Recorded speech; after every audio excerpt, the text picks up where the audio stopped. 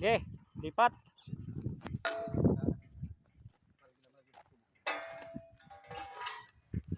Nilipat natin kasi hindi kasya doon.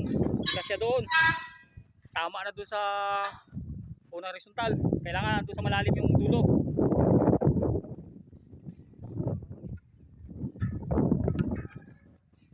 Ano yung dulo mo to? Hindi tatama sa pader. Tayo pa.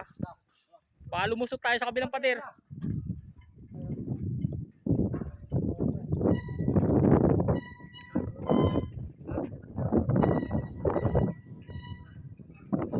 Hindi kasi kasya dito. Naangat na namin kanina. Umabot na rin sa pangalawang horizontal eh. Nandiyan eh oh.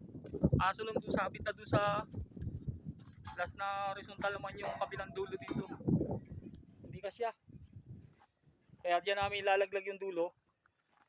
Malalim. Oh, diyan sa malalim na yan para pag pinira dito, papasok pa ganon. So, pag hindi pa rin kumasya bukas, puputulin ko yan. Usok.